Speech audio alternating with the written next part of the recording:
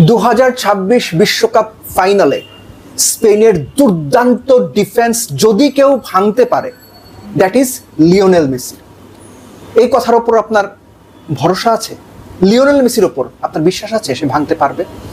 ভরসা কিংবা বিশ্বাস দুইটার কোনোটাও যদি না থাকে কোনো অসুবিধা নাই, কিন্তু পরিসংখ্যান বলছে 6 ঘন্টা 49 মিনিট বিশ্বকাপে গোল না হজম করা দলটা, ফাইনালে মাত্র 1 গোল হজম করে ওঠা দলটা স্পেন, তাদের ডিফেন্স যদি কেউ ভাঙতে পারে, দ্যাট ইজ লিওনেল মেসি।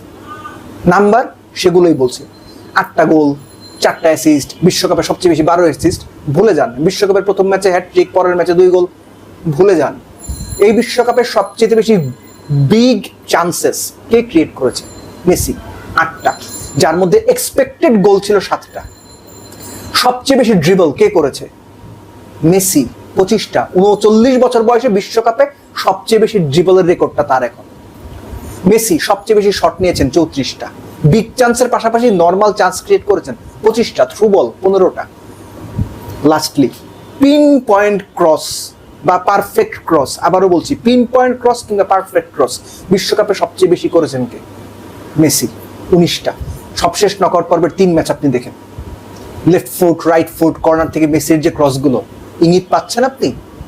স্পেনের ডিফেন্স ভাঙতে হলে মেসিকেই কিছু করতে হবে, মেসি ভাঙতে পারবে। এই বিশ্বাস না পাইলেও কোনো অসুবিধা নাই, এই ভরসা না থাকলেও কোনো অসুবিধা নাই, কিন্তু পরিসংখ্যান বলছে মেসি সেই যিনি এটা করতে পারেন। আপনি রাউন্ড অফ 16 থেকে কোয়ার্টার ফাইনাল, সেমিফাইনাল, এই পার্টিকুলার 3টা ম্যাচ যদি খেয়াল করেন, একবারের জন্য কি মনে হচ্ছে না যে মেসির রোলটা গোল স্কোরার থেকে কমে ক্রিয়েটরের বেশি হয়ে গেছে? আপনি রাউন্ড অফ 16-এর ম্যাচটা যদি আপনি দেখেন, মিশরের বিপক্ষে রোমেরো যে হেড করে গোলটা করলেন, পিন পয়েন্ট ক্রসটা কার ছিল? লিওনেল মেসির। ডিবক্সের ডান দিকের প্রায় 7-8 গজ পেছন থেকে একদম পিন পয়েন্ট ক্রস হেড করে রোমেরো গোল করলেন, গেল। ওই ম্যাচে মেসি নিজেও গোল করেছিলেন। পরের ম্যাচ সুইজারল্যান্ডের এগেনস্টে কর্নার থেকে আবারও বাম পায়ে মেসির pin point cross, Alexis Mac Allister head করে গোল করলেন। তার সামনে পেছনে দুজন, একজন 6 ফুট 2 ইঞ্চি ব্রায়ান এমবোলো, এবং সামনে ছিল সন 6 ফুট 1 ইঞ্চি, মাঝখান থেকে 5 ফুট 9 ইঞ্চির অ্যালেক্সিস ম্যাকঅ্যালিস্টার গোল করেছেন। বলে যান লাস্ট ম্যাচ, অর্থাৎ সেমিফাইনাল ইংল্যান্ডের এগেনস্টে মেসি ডান পায়ে ক্রস করলেন। নর্মালি তিনি এটা কম করেন না যে তারা খুব কম করেন। আবারও জন স্টোনস 6 ফুট 4, কনসা 6 ফুট 1, দুইজনের মাঝখান থেকে 5 ফুট 9 ইঞ্চি সেই অ্যালেক্সিস ম্যাকঅ্যালিস্টারের সমান হাইটের দুই বড় ডিফেন্ডারের মাঝখান থেকে লিসান্দ্রো মার্তিনেজ ম্যাচ উইনিং গোল করে দিলেন। ক্রস টাকার লিওনেল মেসির। এই যে লিওনেল মেসির পিন পয়েন্ট ক্রস, যে তথ্যটা আমি শেয়ার করলাম, আমার তথ্য না, আমি নিজেও এগুলো ঘেটে বা পড়েই বলছি যে 19টা পিন পয়েন্ট বা পারফেক্ট ক্রস করেছেন। এই কটা উদাহরণ দিলাম আমি লাস্ট 3 ম্যাচে নকআউটে।